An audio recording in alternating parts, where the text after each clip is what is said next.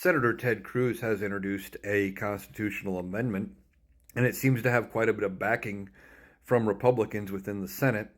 I think there's even some Republicans backing it in the House. Now we'll see if it passes. What's the amendment? Well, it's the same one he has tried every 2 years, going back to 2017, to pass, and that is term limits for Congress. Now, in Ted Cruz's plan, you would only be able to be a member of the House for 3 2-year terms and a member of the Senate for 2 6-year terms. Now, it doesn't say anything about what happens if you start midway, at least not in the article I read about it. And it basically said if this gets passed through Congress and ratified by 38 states, then it would start 7 years after ratification, is when the term limits would take effect. Now, I don't know if there's going to be the support to actually pass it. I've said for a long time that Congress will not pass a term limit amendment because they wouldn't limit their own power.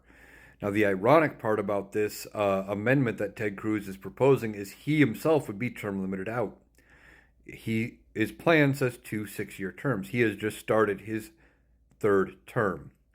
There are plenty of people on both sides of the aisle that would be out and done with this thing if it passes. And I can see the benefits of it passing. However, there are some downsides. One of the downsides is the higher turnover you have for people in Congress, not everybody would know how everything functions and everything operates. Which committees handle what bills and all of that. Like, there's a lot of nuance to running the government. So I can see a downside there. The plus side is you would be constantly bringing in new people, fresh ideas, and you wouldn't have people who have been in their seats for 40 plus years like you have with some particular senators. And you get younger people, hopefully, and like I said, better ideas, fresh ideas. And Ted Cruz makes a point that our founding fathers intended an idea of citizen governors or citizen representatives that would come out from their day-to-day lives. They would run the government for a short period of time and then go back to those lives, and they wouldn't be politicians, but they didn't want career politicians. Now we'll see if it passes.